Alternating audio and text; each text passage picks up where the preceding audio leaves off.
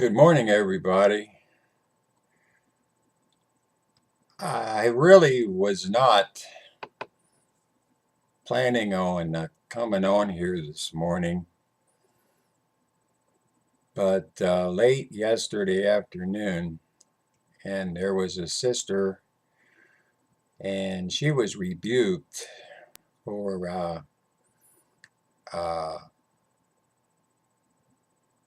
posting a link about a lady named Carrie Joby. Uh, and in the link, uh,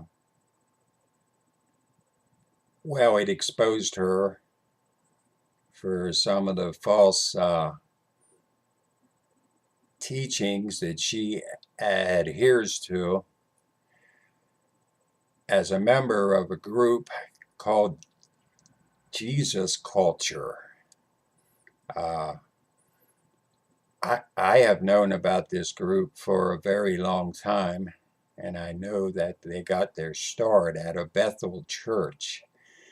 It's in Redding, California, and the name of the pastor is Bill Johnson, and the associate pastor is his daughter, Jennifer Johnson. And these two are purely apostate, and uh, and they are to, well, I mean, you just don't want to be a be a part of that ministry, that's for sure, uh, because they are apostate in every way, shape, or form. A little bit about the Jesus culture, and this group are dominionists, or seven mountain mandate people. In other words, the Christians are supposed to take over every facet of society, from education to the White House to the arts and the crafts and the news and the media. And we know that's not going to happen. I mean, it's just not going to happen. And but this is their belief. Uh, they are also tied into the word faith movement. This would be like like the Kenny Copelands and the Benny Hinns, etc., etc., uh, and the signs and wonders. And when they have their conferences and they want you to accept Jesus, but the Jesus of the Jesus culture is not the Jesus of the Bible. And once you do this, you're supposed to have all of the sign gifts. You're supposed to be able to heal people. You're supposed to be able to speak in tongues. And if you can't, it's something wrong with you, and et cetera, et cetera. And out at the Bethel Church, I don't know if these manifestations are real and if they're coming from Satan or if they're artificially being done.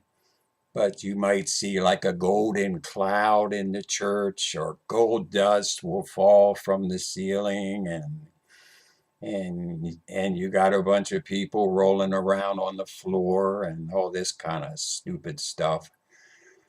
But anyway, and this lady, was being rebuked for this, and so I came and I did put my 2 cents in. Uh, but And I think the main rebuke was and that she didn't go to Carrie Joby herself about this. She just posted it. Well, I don't know how one would even get in touch with Carrie Joby, number one. But I, but I did go to Let Us Reason Ministries this morning, And I just looked for some examples from the Bible, and that's where we should be going for all of our teachings. And I just took down some notes here from Let Us Reason Together, and some examples, if you will. Peter named Simon the sorcerer in Acts 8, and he exposed the way of Balaam in 2 Peter 2. Paul named Hymenaeus and Alexander in 1 Timothy chapter 1, verse 20. And he also named Phygelus and Hermogenes in 2 Timothy 1:15. And he also named Hymenaeus and Philetus in 2 Timothy 2:17. Paul also named by name Alexander the metalworker in 2 Timothy 4:14. And Paul also had some strong words for the sorcerer Almaeus in Acts 13:10. And Paul, when he was correcting the Galatians, told them they began in God's grace and right doctrine. He then asked in Galatians 2:4-5 how they were bewitched by the law in the book of Galatians 5:12 because of false brethren secretly brought in who came by stealth to spy out our liberty which we have in Christ Jesus, that they might bring us into bondage, to whom we did not yield submission even for an hour, that the truth of the gospel might continue with you. The Apostle John named Diotrephes in 3 John 9 as one to stay away from. John writes that Christ commended the church in Ephesus for hating the deeds of the Nicolaitans. And there's been a lot of speculation about these Nicolaitans as to who they were. I personally think that they were the Gnostics of the time, and we still have them, unfortunately. And this was in Revelation 2:6. He writes the words of Jesus, who is angry that the church in Pergamon for allowing false doctrine to be taught. He, like Peter, exposed the doctrine of Balaam and repeats the warning of the Nicolaitans, which Jesus Christ hates. Revelation 2:6-14. The Apostle John writes the words of Christ, who is angry with the church in Thyatira for letting the false prophetess Jezebel to lead the people astray. Revelation 2:20. If they did not name names, they certainly named the teaching.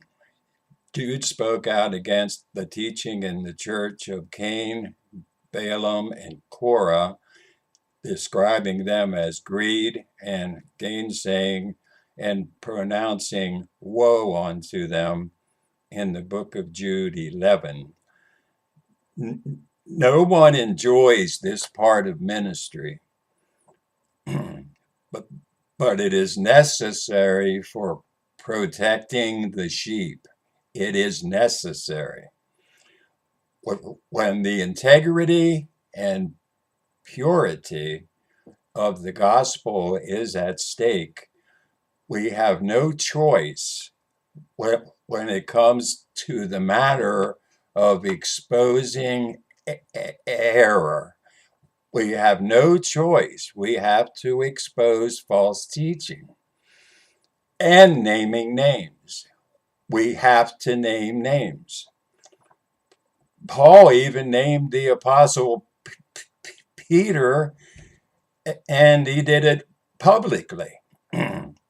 But when Peter was come to Antioch, I withstood him to his face because he was to be blamed.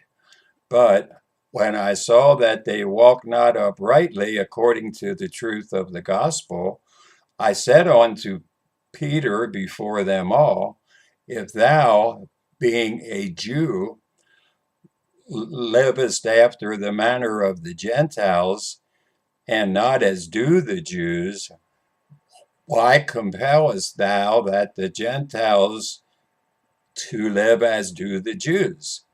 And this was in Galatians in chapter 2, verses 11 through 14. The issue resolved around salvation by the law or by grace, something he would not keep silent about.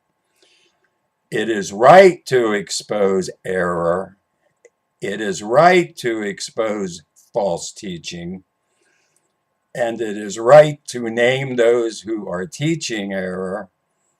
And it is right to name those who are false teachers. But faithful messengers will warn the sheep of heresy, and when needed, identify them by name. Unfaithful ones protect them. Many do not understand that when they have loyalty to blatant false teachers and prophets and defend them, they are condemning themselves.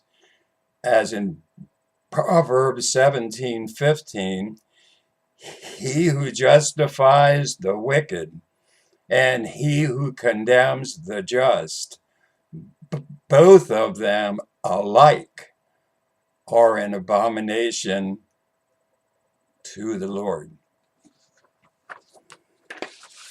Well, that was just some examples, but I can remember when this bunch, this Jesus culture bunch, of whom Kim Walker Smith is the worship leader, pastor, and this Carrie Joby, and this whole bunch went to a thing called Passion 2013. And a lot of Bible-believing ministries were trying to warn the parents, please do not send your kids here. And this is not a good thing. And unfortunately, many didn't listen, and 10,000 teenagers were there. And all they got was a rock concert. And the world can always put on a better rock concert than the so-called professing church. And but it got so bad and that they would take some of these girls down front and they would roll them all the way to the rear of the auditorium. They would roll them back and they would be bumping into each other and all this kind of carrying on. And I remember that Paul Washer was at one of these. I don't know if it was the 2013 one, but I know that he was at one of these. And that's where he gave the unforgettable sermon. And, but one of the leaders of it, and, you know, I mean, I was all excited when these people were up on stage and they were singing and they were playing their drums and they were carrying on. And this leader said to Paul Washer, isn't this great? Oh, God is here today. And Paul Washer turned to him and said, no, God is not here. And because if God was here, there'd be some dead worship leaders. So I think that pretty well says it all. And so I'm going to get off my soapbox now, but it just bothers me and that this sister was rebuked. And and she was doing the right thing. And we do need to rebuke these people. I mean, there's no question about that. And if you don't believe what I'm saying, I want you to check me. Just go online, just Google the Jesus culture and this and that and the other thing, and the truth will be shown. And that's about all I have to say. I'd just like to wish everybody a happy weekend, and I love you all. And to the members of the group Bo Yeshua Bo, I know that, and there are a few of you who sometimes post up Carrie Joby and Kim Walker Smith and these people from the Jesus culture. And I never say anything. I just let it go. I mean, there's nothing wrong with listening to them. But when this happened yesterday, I just felt like I just had to speak out, and I just had to say something, and I just had to warn people to stay away from Jesus culture, and to stay away from the Word of Faith movement, and to stay away from dominion theology and the Seven Mountain Mandate, and to stay away from the signs and wonders. Does God still heal? Of course he does, but not in this way. And